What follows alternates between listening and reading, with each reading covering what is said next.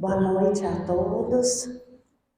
O meu nome é Adriana, eu sou trabalhadora aqui da casa de terça-feira e hoje o meu trabalho é estando aqui com vocês, dando contribuição para essa palestra. Eu vou fazer uma pequena leitura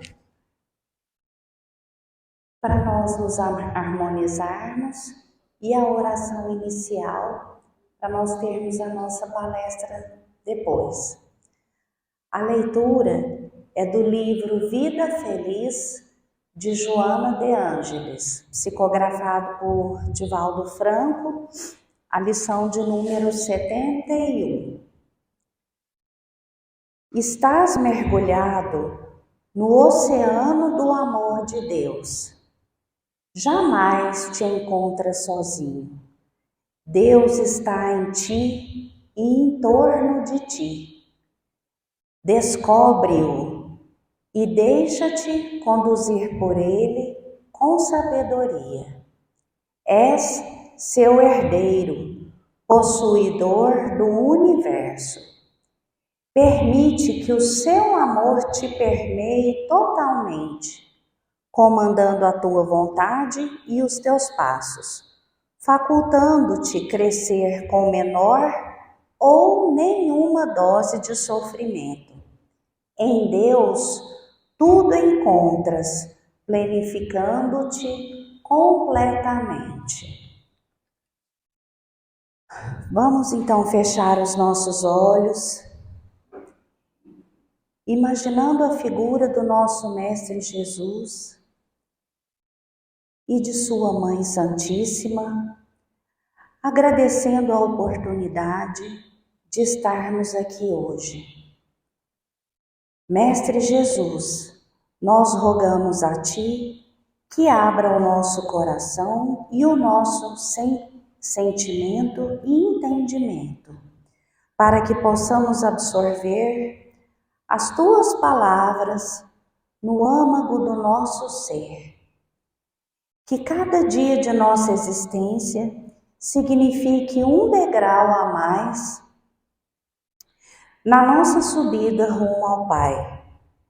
Pedimos licença aos mentores desta casa para que possamos dar início ao nosso estudo dessa noite e que assim seja. O nosso estudo de hoje é a lição de nome Aproveitemos, que é a lição de número 161 do livro Caminho, Verdade e Vida, da coleção Fonte Viva, de Emmanuel, psicografado através de Chico Xavier. O livro Caminho, Verdade e Vida é o primeiro livro dessa coleção em que Emmanuel extrai diversos versículos do Evangelho e a partir deles ele desenvolve um assunto em particular, às vezes um pouco diferente do contexto onde aquele versículo está inserido. E ele mesmo justifica na introdução desse livro essa didática dele, dizendo que como num colar de pérolas, cada versículo tem o seu valor específico e que no imenso conjunto de ensinamentos da Boa Nova, cada conceito do Cristo ou de seus colaboradores diretos adapta-se a determinada situação do espírito na estrada da vida. E o mesmo Espírito Emmanuel, na obra Renúncia, que é uma obra maravilhosa que todos nós deveríamos ler, também psicografada por Chico Xavier, nessa obra nós temos o personagem principal, que é Alcione, que é um espírito muito elevado, que já estava em outros mundos, não possuía mais necessidade de reencarnar na Terra, mas ela pede para voltar, porque ela tinha deixado um amor querido aqui.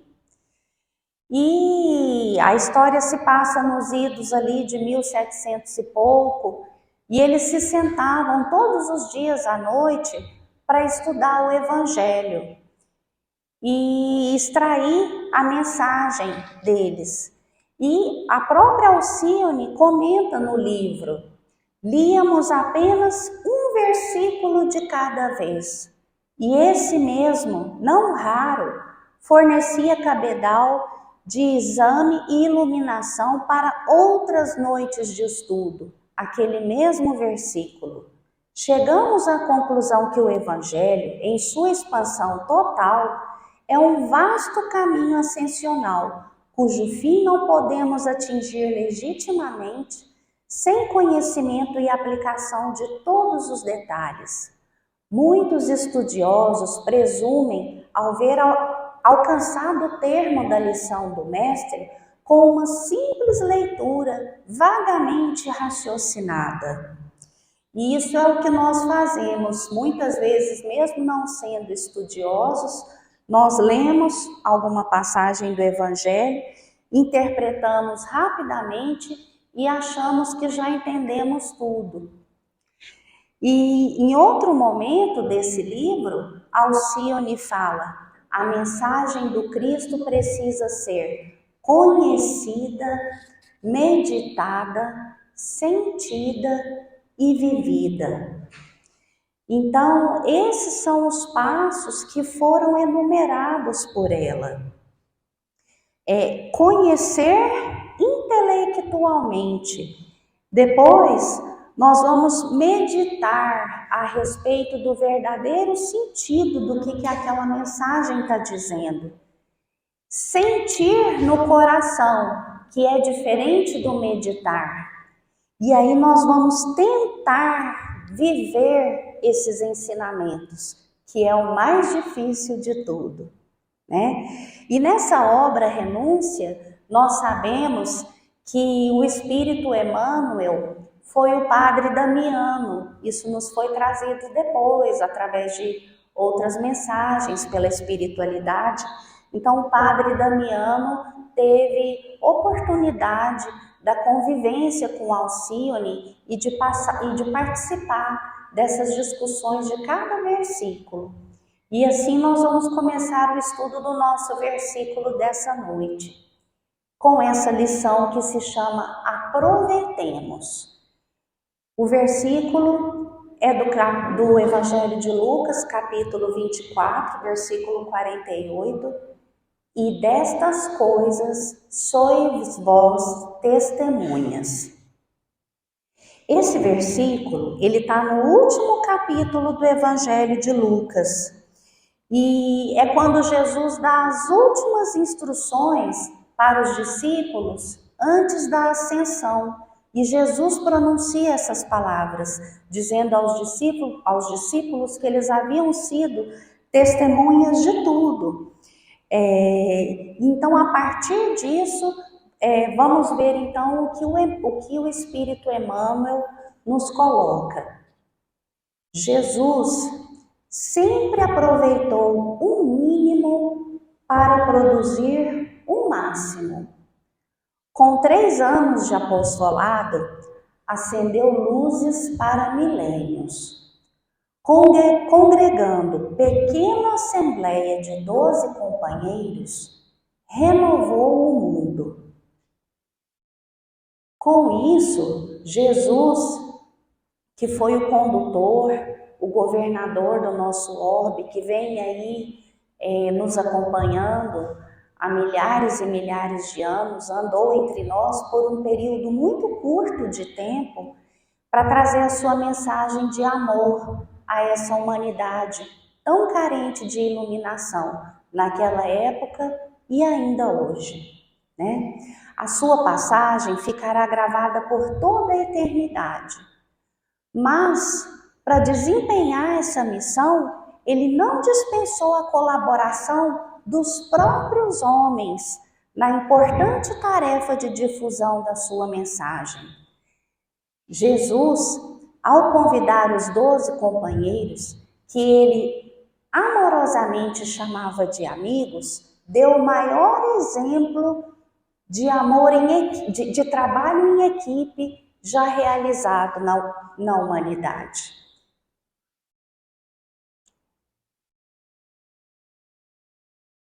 Com uma pregação na montanha, inspirou milhões de almas para a vida eterna.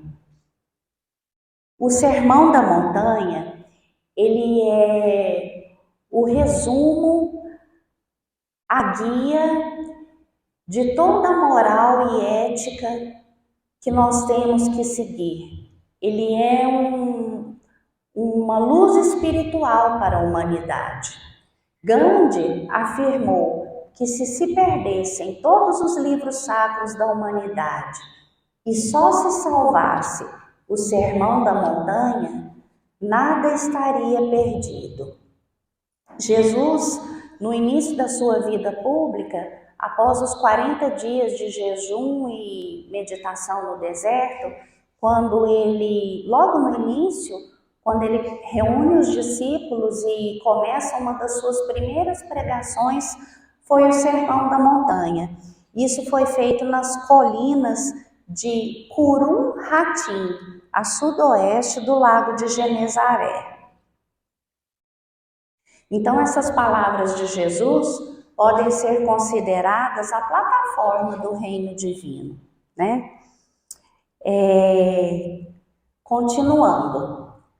Converte a esmola de uma viúva em lição imperecível de solidariedade.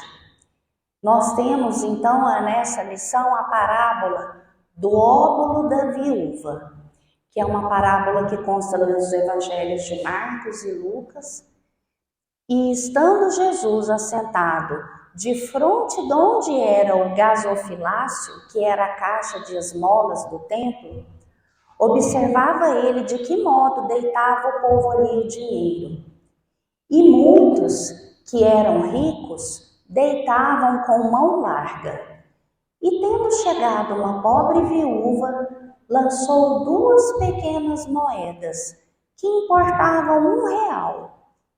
E convocando seus discípulos, Jesus lhes disse: na verdade vos digo, que mais deitou esta pobre viúva do que todos os outros que deitaram no gasofilácio. Porque todos os outros deitaram do que tinham na sua abundância. Porém, esta deitou da sua mesma indulgência tudo o que tinha e tudo o que lhe restava para o seu sustento. Então, Jesus aproveitava-se das menores coisas para tirar delas grandes lições, né? Ele mostrou aos discípulos algo que talvez passaria despercebido se ele não tivesse chamado a atenção, que o importante não é o quanto se dá, mas a maneira como o fazemos.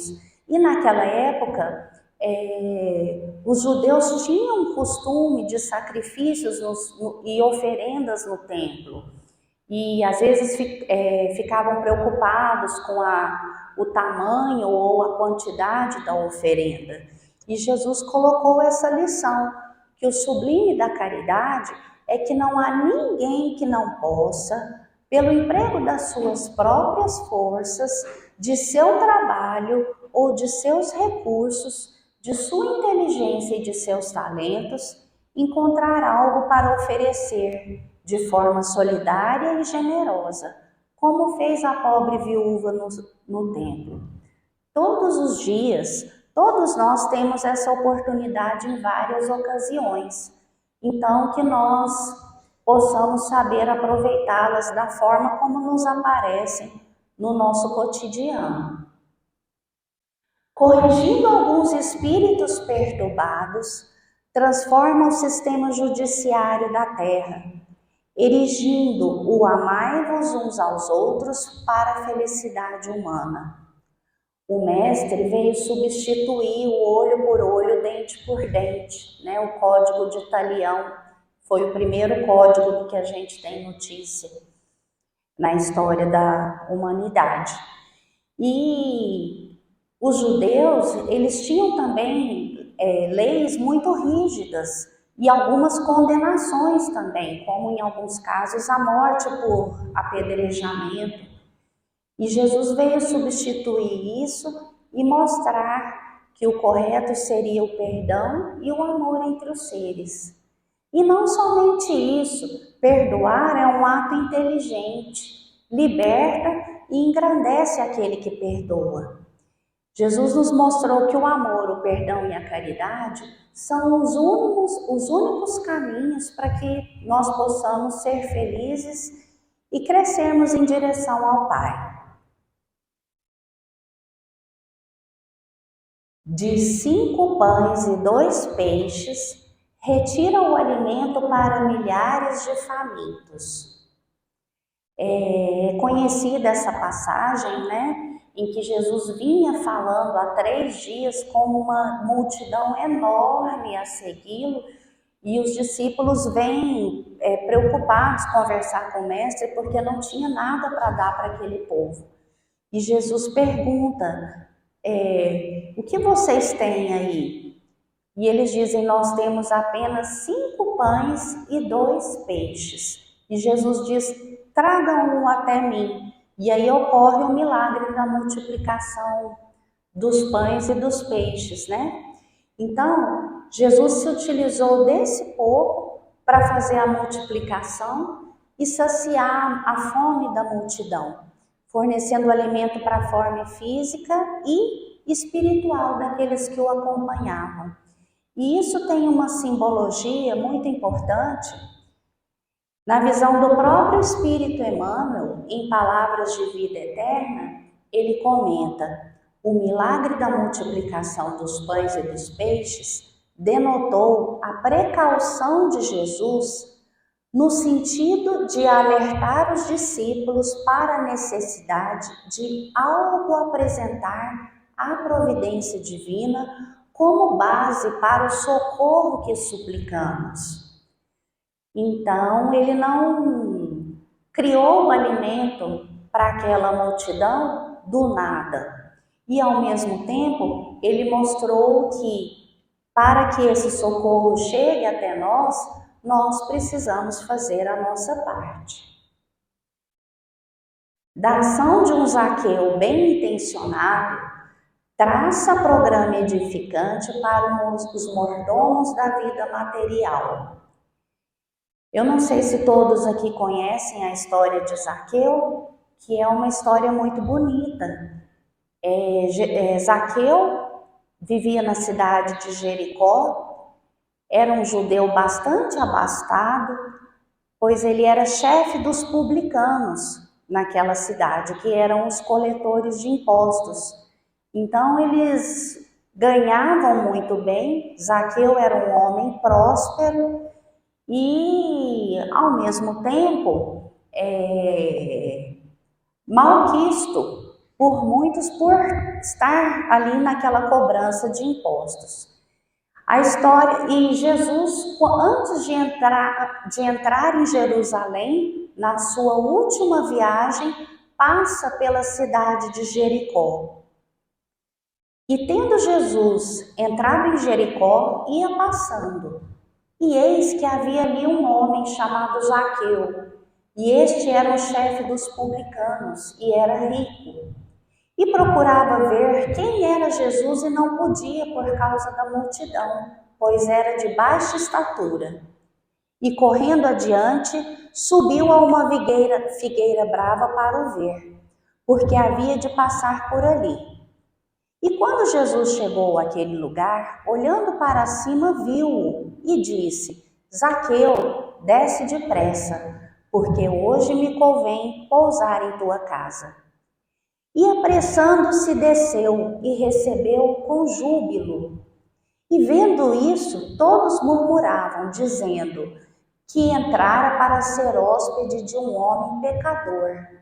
E levantando-se, Zaqueu disse ao Senhor: Senhor, eis que eu dou aos pobres metade dos meus bens, e se em alguma coisa eu houver defraudado alguém, restituirei-o quadruplicado. E disse-lhe Jesus: Hoje veio a salvação a esta casa, pois também este é filho de Abraão, porque o Filho do Homem veio buscar e salvar o que havia se perdido. Humberto de Campos, no livro Boa Nova, no capítulo 23, ele nos traz mais informações, mais detalhes sobre essa história, num capítulo muito bonito intitulado O Servo Bom.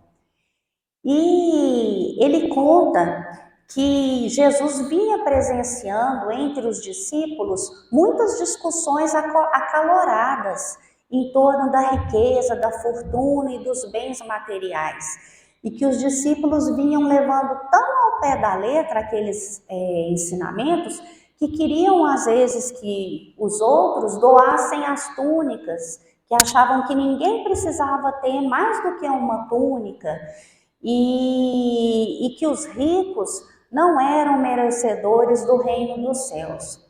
E que Jesus vinha ouvindo e presenciando tudo aquilo e calando, que o mestre sempre aguardava uma excelente oportunidade para dar a lição toda de uma vez só, né? Então, ele passa por Jericó, encontra Zaqueu. Zaqueu era um homem que já vinha muito interessado nas palavras e nas lições do mestre, naquilo que ele vinha ouvido falar a respeito de Jesus. Então Jesus pede que ele desça da árvore e diz que vai hospedar-se na casa dele aquela noite.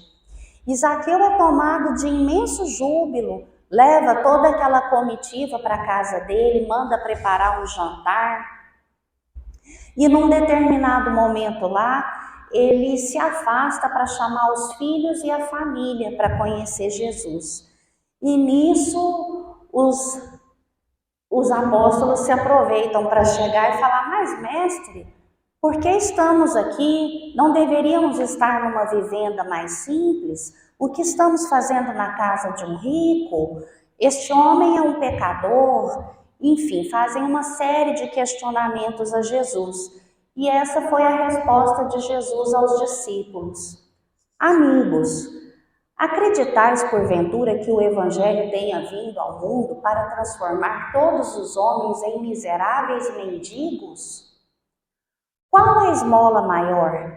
A que socorre as necessidades de um dia ou a que adota providências para uma vida inteira?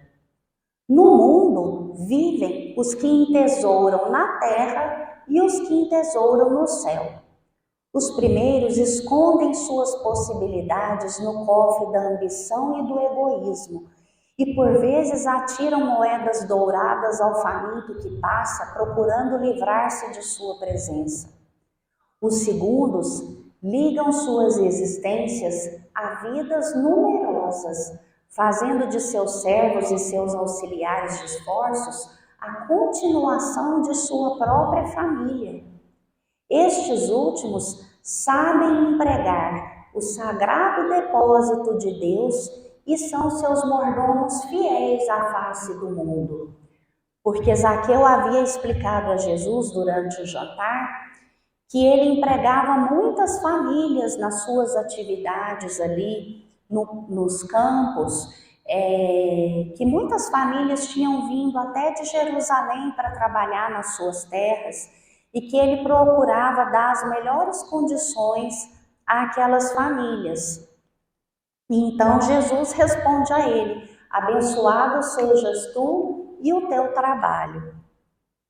E continuando, Jesus disse aos discípulos: sim, amigos, ditosos os que repartirem os seus bens com os pobres, mas bem-aventurados também os que consagrem as suas possibilidades aos movimentos da vida, cientes de que o mundo é um grande necessitado e que sabem assim servir a Deus com as riquezas que lhe foram confiadas.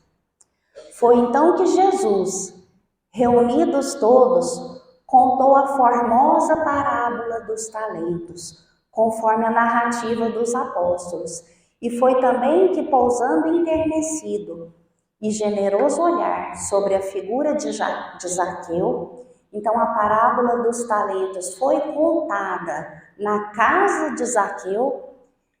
Jesus estende a taça de vinho em direção a Zaqueu e seus lábios divinos pronunciam as imorredoras palavras, que é a última frase da parábola dos talentos. Bem-aventurado sejas tu, servo bom e fiel. Então essa foi uma grande lição e essa história é muito bonita. Da atitude de um fariseu orgulhoso, extrai a verdade que confunde os crentes menos sinceros. Os fariseus, doutores da lei, viviam testando Jesus o tempo todo. E numa dessas vezes em que eles quiseram pegar Jesus em contradição, Jesus contou a parábola do bom samaritano. Ela consta no Evangelho de Lucas, capítulo 10, versículos 25 a 37. Levantando-se um doutor da lei, experimentou, dizendo: Mestre, que farei para herdar a vida eterna? Respondeu-lhe Jesus: O que é que está escrito na lei? Como lês tu? Respondeu ele: Amarás ao Senhor teu Deus de todo o coração, de toda a tua alma e de toda a sua força e de todo o teu entendimento, e ao teu próximo como a ti mesmo. Replicou-lhe Jesus: Respondeste bem, faze isso e viverás. Ele, porém, querendo justificar-se, perguntou a Jesus: E quem é meu próximo? Prosseguindo, Jesus disse: Um homem descia de Jerusalém a Jericó e caiu nas mãos de ladrões que, depois de o despirem e espancarem, se retiraram, deixando-o meio morto. Por uma coincidência, descia por aquele caminho um sacerdote. Quando o viu, passou de largo. Do mesmo modo, também um levita, chegando ao lugar, viu-o e passou de largo. Um samaritano, porém, que ia de viagem, aproximou-se do homem e, vendo-o, teve compaixão dele. Chegando-se, atou-lhe as feridas, deitando nelas azeite e vinho, e pondo-o sobre seu animal, levou-o para uma hospedaria e tratou-o. No dia seguinte, tirou 2 denários, deu ao hospedeiro e disse: Trata-o, e quando gastardes demais, na volta eu te pagarei. Quantos de nós faríamos isso hoje? Qual desses 3 parece ter sido próximo daquele que caiu nas mãos dos salteadores? Respondeu o doutor da lei: aquele que usou de misericórdia para com ele. Disse-lhe Jesus: vai-te e faze tu o mesmo. Então, Jesus, claro, a inteligência suprema que nós já tivemos aqui, ele era certeiro nos seus ensinamentos. Ele respondeu ao fariseu com uma outra pergunta. Quando o fariseu questionou, ele respondeu: como lês? Porque eles usavam muito essa pergunta nos templos, os rabis entre eles, para a interpretação da lei. Então Jesus pergunta para ele: como lês? E questionado sobre quem seria o próximo, ao invés de responder diretamente, Jesus narrou a história. E perguntando quem havia sido o próximo, ele levou o fariseu sem nenhuma outra alternativa a essa própria conclusão, né? De que o próximo é aquele que usa de misericórdia. E Jesus não usou à toa a figura do samaritano, porque havia uma rivalidade antiga entre os judeus e os samaritanos. Os fariseus tentaram manter a discussão numa forma complexa e filosófica, mas o mestre mostrou a verdade de forma simples, prática e cristalina. Curando alguns doentes, institui a medicina espiritual para todos os centros da terra. Quantas vezes Jesus não explicava após as suas curas: vás e não peques mais, para que não te suceda algo pior, né? Então Jesus o tempo todo mostrou que as raízes dos nossos males físicos estão nos nossos pensamentos, nos nossos sentimentos e atitudes, e que somente uma mudança interior verdadeira vai curar os nossos males, tanto do ponto de vista físico, como mental e emocional. Fez de um grão de mostarda maravilhoso símbolo do reino de Deus. A parábola do grão de mostarda é considerada a menor parábola do Evangelho, mas tem um significado muito profundo. Mais outra parábola lhes propôs, dizendo: o reino dos céus é semelhante a um grão de mostarda, que um homem tomou e plantou no seu campo, o qual grão é, na verdade, a menor de todas as sementes, mas depois de crescido, é a maior das hortaliças e faz-se árvore, de tal modo que as aves do céu vêm pousar em seus ramos. Então, Jesus utiliza essa simbologia mostrando que a semente era muito pequena, mas dava uma árvore frondosa. E isso mostra a grandeza do reino do céu e os que a gente pode lançar uma semente pequena, mas que os resultados são grandes. E tem uma outra simbologia também, no sentido da implantação do reino de Deus no nosso interior, né? A gente pode inferir que a força dessa parábola jaz no contraste, como foi dito, e que o poder transformador age secretamente por intermédio das ações e ensinamentos de Jesus. Os modestos gestos de Jesus terão grandes resultados. E tem um outro sentido também da implantação do reino de Deus na alma humana. No livro Parábolas e Ensinos de Jesus, Caibar Schutel coloca que depois que se planta a semente em nosso interior, nossa inteligência se dilata, como se dilata a semente quando germina. Transforma-se o nosso modo de pensar, como só acontecer a semente modificada já em erva, e o conhecimento do reino dos céus cresce em nós como cresce a mostarda, a ponto de nos transformar num centro de apoio em torno do qual volunteiam os espíritos, bem como assim os homens que sentem a necessidade desse apoio moral e espiritual. Da mesma forma que os pássaros, para o seu descanso, procuram as árvores mais exuberantes para gozarem a sombra benéfica de suas ramagens. Então nós podemos passar a ser também essa fonte de auxílio e de amparo para aqueles que nos rodeiam. E de uma dracma perdida, forma ensinamento inesquecível sobre o amor espiritual. Jesus contou a parábola da dracma perdida. A dracma era uma moeda grega que correspondia a um dia de trabalho de um trabalhador rural naquela época. Qual é a mulher que, tendo 10 dracmas e perdendo uma, não acende a candeia, não varre a casa e não a procura diligentemente até achá-la?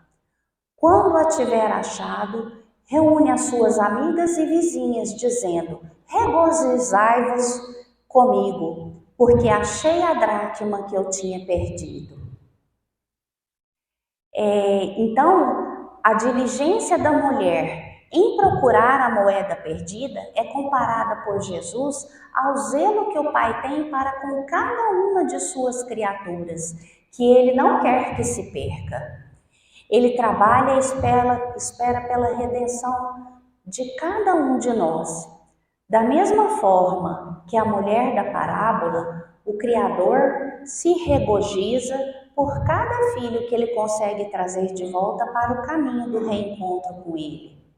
Essa parábola é parte de uma trilogia que Jesus contou sobre a redenção. Depois que os fariseus e os líderes religiosos o acusam de receber e compartilhar suas refeições com os pecadores. As outras duas parábolas são a parábola da ovelha perdida e a do filho pródigo. De uma cruz grosseira grava a maior lição de divindade na história. O Cristo planetário que desceu até nós, personificado na figura daquele doce e meigo rabi da Galileia, que tantas lições deu à beira do lago, pôde gravar da forma mais clara na consciência de suas ovelhas a lei cósmica do proceder, quando do alto da cruz ele proferiu seu pedido ao Criador: Pai, perdoai-lhes, pois eles não sabem o que fazem.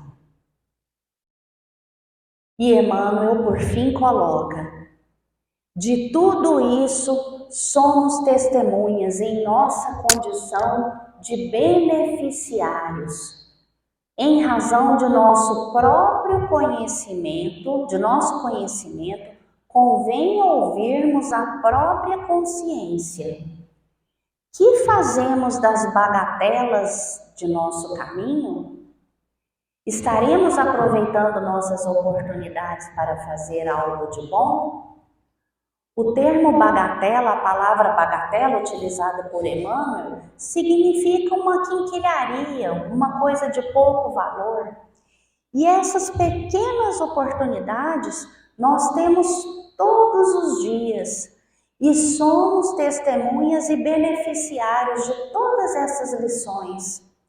Então, o que nós temos fazendo para aproveitar? O que nós temos feito para aproveitá-las? O próprio Emmanuel coloca no outro livro dessa coleção, no Pão Nosso: é necessário acordar. A criatura necessita indagar de si mesma o que faz, o que deseja, a que propósitos atende e a que finalidades se destina. Faz-se indispensável examinar-se e emergir da animalidade e erguer-se para senhorear o próprio caminho. Então, cada um de nós somos donos do nosso destino e cada alma é herdeira de si mesma. Então, meus amigos, que nós possamos encontrar a paz na luta construtiva de cada dia, fazendo escolhas conscientes, cada vez melhores, pelo trabalho edificante, principalmente dentro de nós mesmos. E que nós possamos perceber o socorro em cada dificuldade que nós tenhamos que enfrentar e o bem nos supostos males da vida, aproveitando a bênção que significa para nós essa encarnação, nesse momento pelo qual a Terra está passando. O quanto essa encarnação é significativa para a nossa caminhada evolutiva. Que possamos, assim como o Mestre, aproveitar cada oportunidade, por menor que ela possa nos parecer. Os tempos são chegados. Somos beneficiários e testemunhas das lições do Cristo. Não por acaso estamos encarnados aqui agora nesse momento de transição. Que nós saibamos aproveitar. Que assim seja.